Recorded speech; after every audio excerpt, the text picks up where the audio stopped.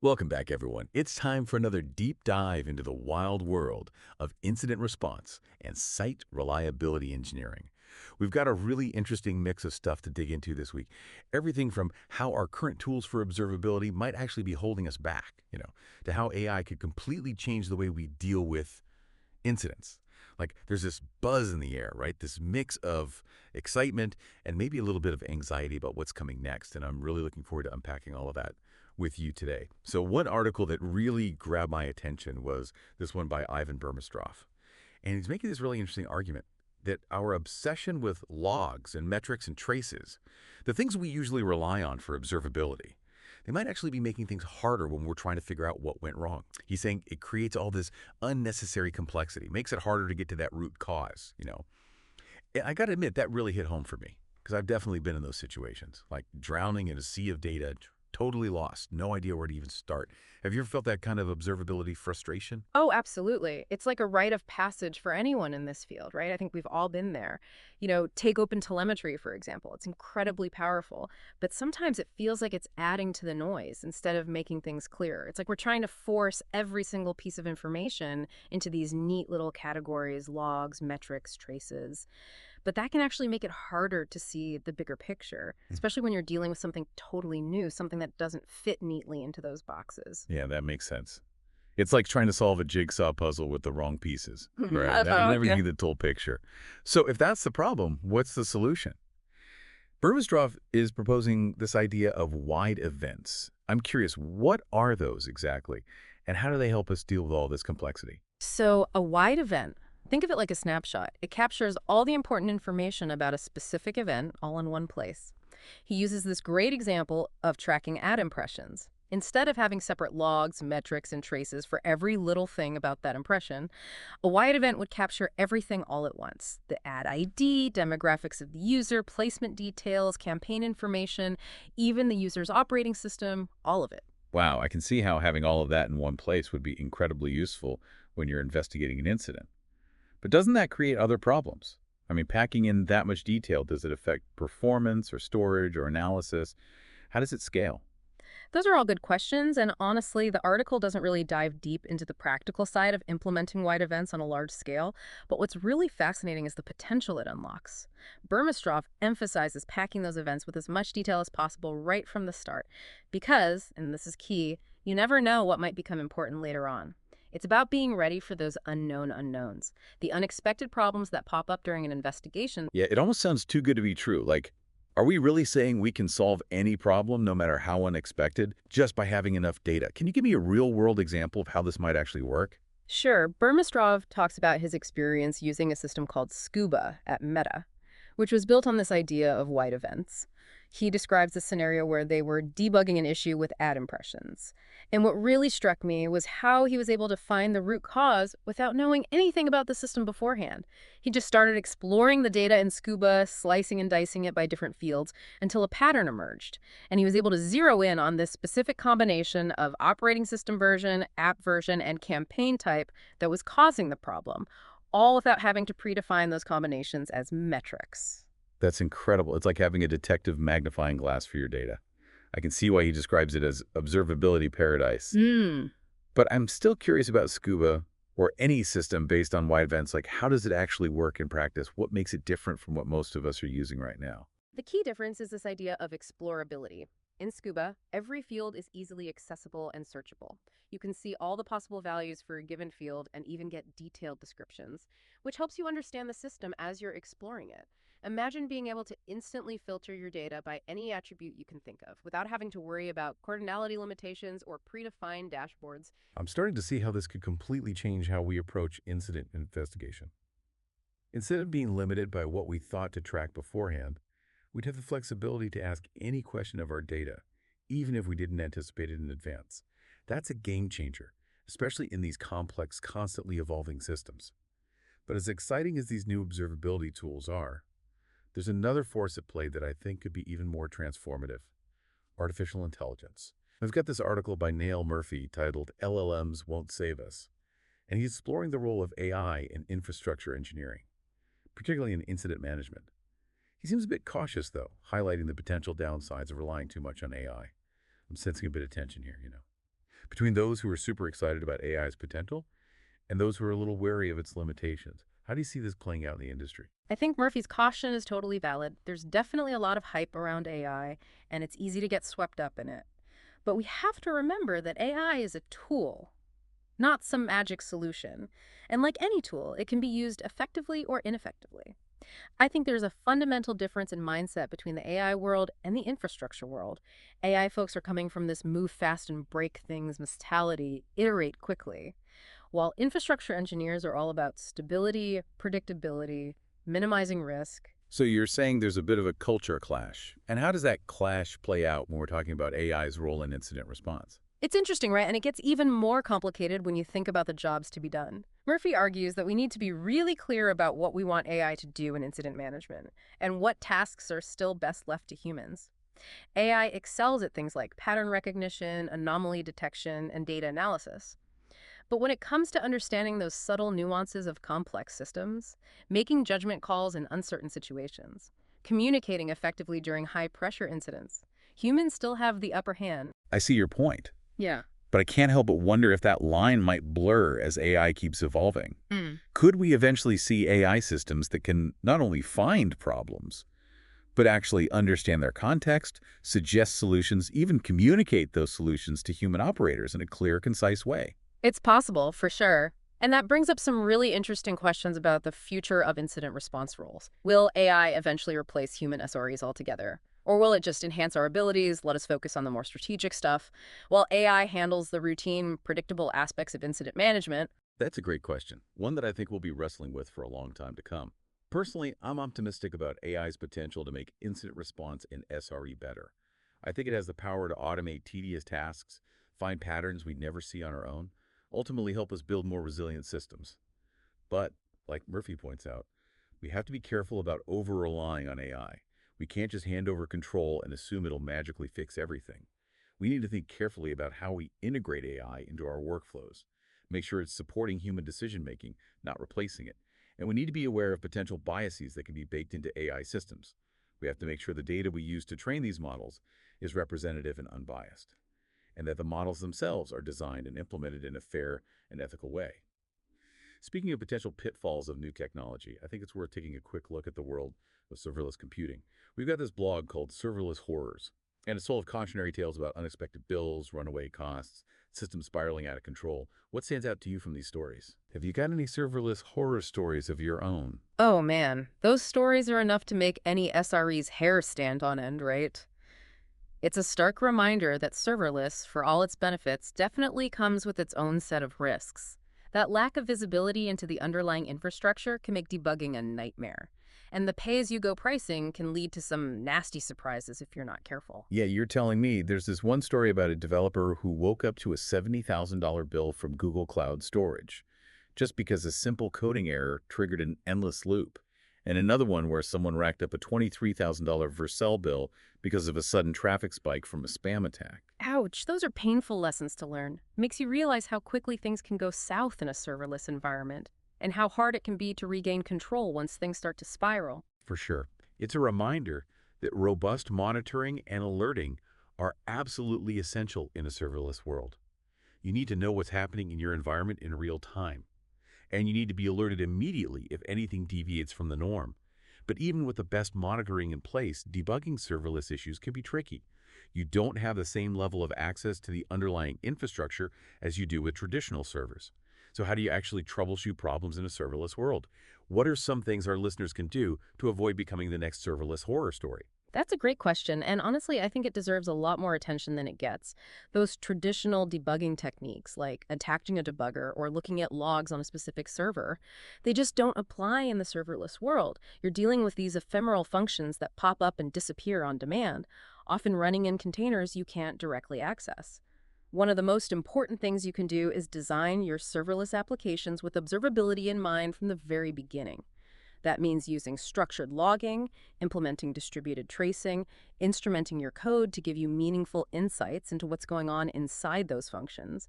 And of course, you need that robust monitoring and alerting we talked about to catch issues ASAP. That makes a lot of sense, but what about when things do go wrong? What specific tools and techniques do you find helpful for debugging serverless issues? A lot of serverless platforms offer tools that can help with debugging, things like function emulators and step-through debuggers. But in my experience, one of the most valuable tools is still just good old-fashioned problem solving. Being able to break down a problem, isolate potential causes, and systematically test your hypotheses. That's essential no matter what environment you're in. And don't underestimate the power of the serverless community. There are tons of resources out there, blog posts, forum discussions, open source tools, all designed to help you troubleshoot those common serverless problems. It sounds like navigating the serverless world requires a pretty unique mix of skills. Technical expertise, cost awareness, a little bit of detective work. But are these serverless horrors just growing pains, do you think? Are they inevitable as we all move to this new way of computing? Or are there deeper, more systemic issues at play here? Hmm, that's a really interesting question. I think it's probably a bit of both. There are definitely growing pains with any new technology, and serverless is no exception. We're all still figuring out the best practices, the right tools, the most effective patterns for building and running serverless applications at scale. But I do think there are some deeper issues at play as well. I'm all ears. What are those deeper issues? Well, one thing that comes to mind is that the serverless model can sometimes abstract away the complexities of the underlying infrastructure. Like, it hides them to the point where developers lose sight of the potential consequences of their actions. It's easy to fall into this trap of thinking because you're not managing servers directly, you don't have to worry about things like resource utilization, capacity planning, or security. But that's just not true. It's like we're trading one set of complexities for another, right? We're not managing servers anymore, but now we're managing this complex web of interconnected functions, each with its own dependencies, configurations, and potential points of failure. And speaking of metrics, I want to shift gears a bit and talk about this really thought-provoking article we have from Lauren Hochstein. It's titled TTR, the out-of-control metric. And he's raising some interesting questions about how useful time to resolution really is as a key performance indicator for incident management. I know a lot of organizations rely heavily on TTR to track performance and hold teams accountable, but Hochstein argues that it might actually be a misleading metric, especially when we're talking about incidents. Why is that? His argument is all about this concept of statistical control, which he borrows from the world of manufacturing. W. Edwards Deming, this famous statistician who had a huge impact on manufacturing. He talked about the idea of a process being in statistical control, meaning that the variation in the process is within expected limits. When a process is in control, you can use statistical analysis to find areas for improvement. But when a process is out of control, like during an incident, those same statistical analyses become meaningless. You're not dealing with normal variation anymore. You're dealing with this unpredictable event that's thrown everything into chaos. And that's where TTR becomes problematic. So, applying those statistical control principles to incident management, are you saying that because incidents take us out of that state of statistical control, using TTR as a metric doesn't really give us an accurate picture of how we're doing? Exactly. And this is where it gets tricky because organizations often use TTR to track performance and hold teams accountable. But if the metric itself is flawed, it can lead to misplaced blame and misguided efforts to improve. It makes sense. If incidents are inherently unpredictable, it seems counterintuitive to judge performance based on how quickly you can resolve them. It's like penalizing a firefighter for how long it takes to put out a fire. Precisely. And I think Hochstein's article highlights a bigger problem with how we approach incident management.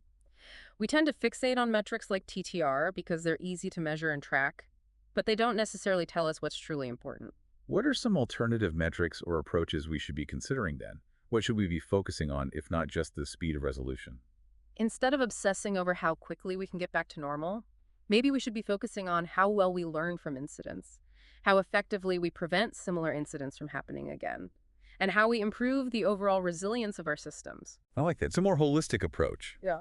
right? One that recognizes that incidents aren't just failures to be avoided, but opportunities to learn and improve, and to really illustrate the complexities of incidents and the limitations of those traditional metrics.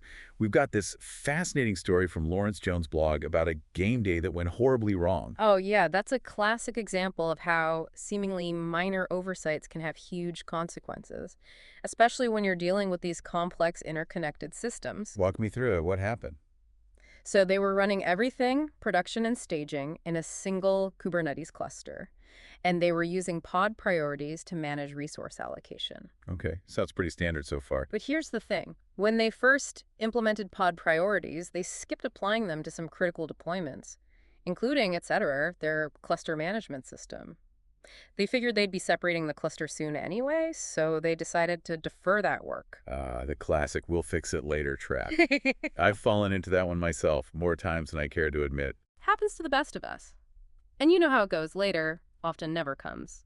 So during the game day, when they started intentionally putting pressure on the cluster, those etc. pods with no explicit priority assigned ended up getting evicted first. Oh no. Yeah, it was a disaster. They lost etc. quorum, which cascaded into a whole bunch of failures, database connectivity issues, application downtime, the whole 9 yards. I can only imagine the panic setting in. Yeah. So what's the key takeaway here for our listeners? What can we learn from their experience? I think it really underscores the importance of understanding the subtle complexities of your infrastructure. Even seemingly small details, like pod priorities in Kubernetes, can have a huge impact on the overall stability of your system. It's a good reminder that we need to be diligent about finishing what we start. Don't leave half-implemented solutions lying around. It just creates confusion, increases complexity, introduces potential points of failure. Now, despite the chaos of this incident, there's a silver lining to the story. Jones talks about how his organization responded in a really positive, blameless way, which I think says a lot about their culture. Absolutely. Yeah. Instead of pointing fingers or shutting down future game days, they focused on what they could learn and used the incident as an opportunity to improve their systems and processes. They even managed to find some humor in the situation, which is so important, right? A little bit of humor can go a long way in diffusing tension and fostering a more positive learning environment. And speaking of learning from mistakes, this whole conversation has really got me thinking about the role of failure in incident response and SRE. It seems like there's this delicate balance between striving for perfection, which is obviously what we all want, and accepting that failures are inevitable and can actually be valuable learning opportunities. How do you think about that tension in your own work? That's a great point. It is a delicate balance, for sure. I think the key is to shift our mindset. Instead of viewing failures as purely negative events, we need to start seeing them as opportunities for growth and improvement. It's about creating a culture where it's safe to fail, where people are encouraged to experiment, and where learning from mistakes is celebrated, not punished. I love that. It's about embracing failure as a necessary part of the journey towards building more resilient systems and a more resilient team. And I think that's a perfect place to pause for a moment. When we come back, we'll continue our exploration of incident response and SRE, delving deeper into the challenges and opportunities that lie ahead. We'll talk more about the role of AI, the evolving landscape of observability, and the importance of building a culture of resilience and continuous learning.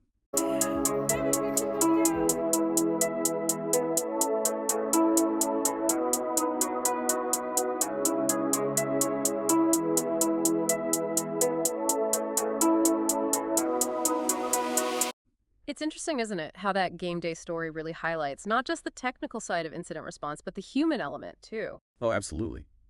It's easy to get caught up in the technical stuff, the code, the infrastructure, the metrics. But at the end of the day, it's people who handle incidents. Right. And people make mistakes. They get stressed. They communicate poorly sometimes. All those human factors can really impact how an incident plays out.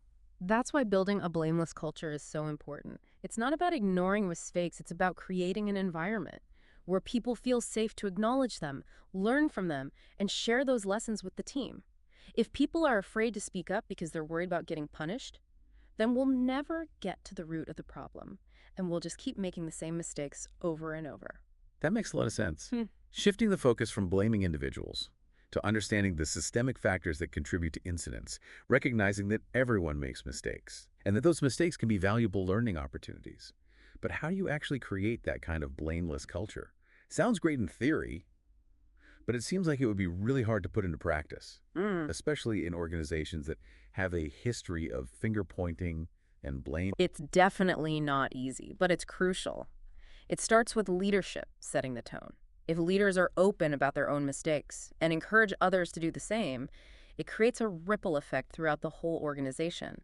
And it's about having clear processes for incident response, processes that emphasize learning and improvement, not punishment. So instead of focusing on who messed up, we should be asking questions like, what happened? Why did it happen?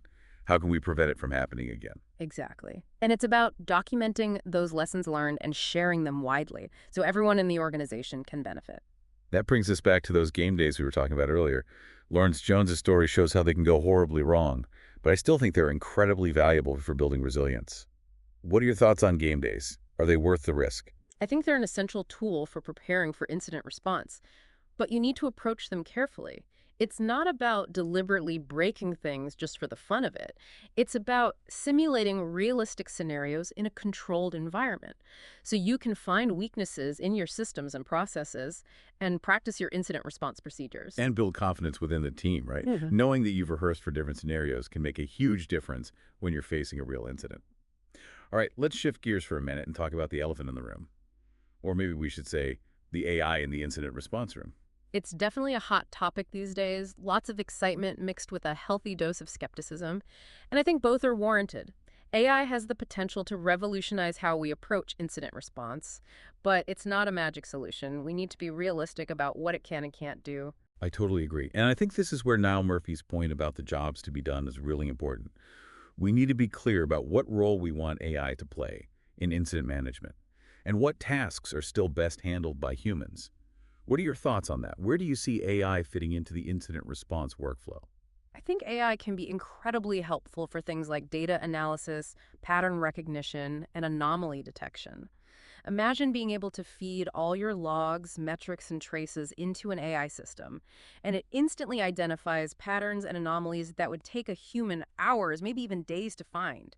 That could be a game changer, especially in these complex, rapidly evolving systems we're dealing with. Yeah, that's a great example. It's like having an AI assistant that can cut through all the noise and point you in the right direction. Yeah. But I imagine there are tasks where AI might not be as helpful, or where we need to be extra careful about how we use it. What are some of those areas? One area where we need to be cautious is decision making, especially when it comes to critical or sensitive systems. AI can provide insights and recommendations, sure, but ultimately the decision about whether or not to take a specific action, that should stay with a human operator.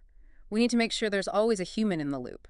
Someone who understands the context can weigh the risks and benefits and make the final call. That's a crucial point. Mm. We can't just blindly follow the recommendations of an AI system, no matter how sophisticated it is. We have to maintain our critical thinking skills, our ability to make judgment calls in uncertain situations. But even if we're careful about how we use I wonder if there's a risk of becoming overly reliant on it. Like, could we lose some of our own skills and expertise in the process? What are your thoughts on that? It's a valid concern, definitely.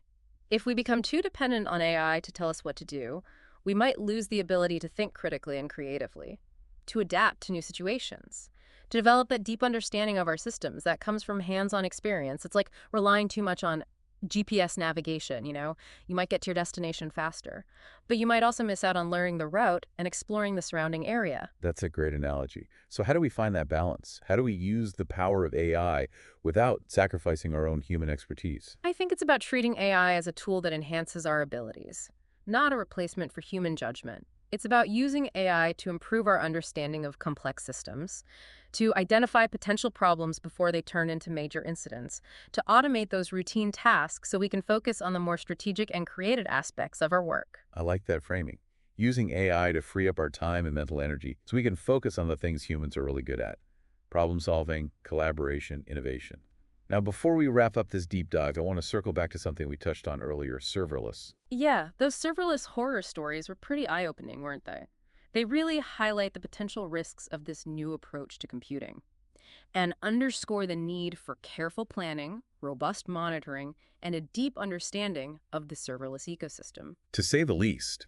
I mean, a $70,000 bill for a simple coding error, that's enough to make anyone reconsider their cloud strategy. It's a harsh reminder that serverless, while it offers a lot of advantages, it also introduces new challenges, especially around visibility, cost management, and debugging. We talked earlier about the importance of solid monitoring and alerting in serverless environments. But what are some other strategies our listeners can use to minimize these risks? What are some best practices you've learned from navigating the serverless world? One of the most important things is to design your serverless applications with cost in mind right from the start. You absolutely have to understand the pricing model of the platform you're using and carefully consider the potential costs of different architectural choices. So choosing the right storage options, optimizing function execution times, avoiding unnecessary API calls, things like that. Exactly. And it's important to implement cost controls, like setting budgets and alerts to let you know if spending goes over a certain limit. That's a great tip. It's easy to lose track of costs in a serverless environment. especially when you're dealing with multiple functions and services. For sure, cost optimization needs to be an ongoing process, not a one-time thing. Okay, and what about debugging? How do you troubleshoot problems in a serverless environment where you don't have direct access to the underlying infrastructure? We talked about this a bit before, but I think it's worth digging a little deeper.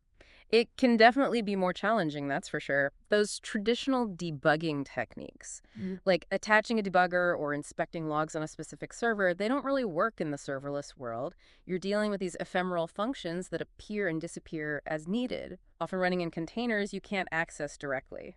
So what's the solution then? How do you approach debugging in that kind of environment? Well, first off, it's crucial to have good logging and tracing in place. You need to be able to follow the flow of events and understand what's going on inside your application. So you can see how different functions are interacting, where data is flowing, where potential bottlenecks might be, right? Exactly. And a lot of serverless platforms have tools that can help with debugging, things like function emulators and step-through debuggers. But in my experience, one of the most valuable tools is still good old-fashioned problem solving. Being able to break a problem down, figure out the potential root causes, and test your hypotheses systematically. That's essential no matter what environment you're working in. It sounds like navigating the serverless world requires a unique combination of skills: technical know-how, cost awareness, and a bit of a detective's mindset.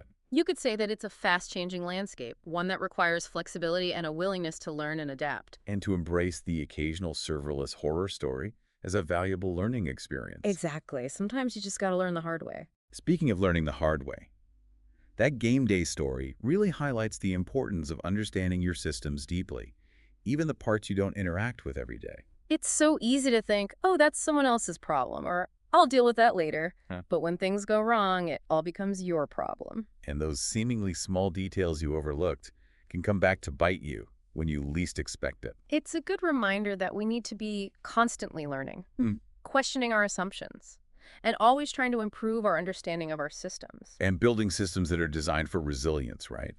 With clear boundaries, well-defined responsibilities, and robust monitoring and alerting. And fostering a culture of collaboration and knowledge sharing, where people feel comfortable asking questions, challenging assumptions, and learning from each other's experiences. It's that collective wisdom, that shared understanding of both the technical and human aspects of our systems, that will ultimately make us more resilient in the face of the unexpected. Well said. And on that note, I think we've covered a lot of ground today, from the nuances of observability and the potential pitfalls of serverless, to the evolving role of AI in incident management. But before we wrap things up, I'd love to hear your thoughts on what the future holds for incident response and SRE. What are some of the key trends and challenges you see on the horizon? Wow, that's a big question. It's something I think about a lot, for sure. We're definitely at a turning point in the industry, I think. The systems we're building are getting more and more complex, the rise of cloud-native architectures, the growing popularity of serverless, and then you've got AI advancing at an incredible pace. All of these things are coming together, creating both challenges and opportunities for incident response and SRE. Yeah, it does feel like we're on the verge of a major shift in how we approach this whole area. What are some of the specific trends that you're most excited about? And what are some of the challenges that we need to be ready for? One trend that I'm really excited about is the increasing focus on automation. We're seeing more and more tools and platforms that can automate a lot of those routine tasks in incident response. Things like detecting anomalies, triaging alerts, even resolving certain types of incidents automatically. This could free up human operators to focus on the more complex and strategic stuff, like root cause analysis, system design improvements, working closely with development teams. That makes a lot of sense, right? Using technology to help us do our jobs better so we can focus on the things that humans are uniquely good at.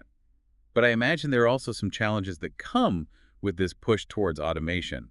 What are some things we need to keep in mind as we move in this direction?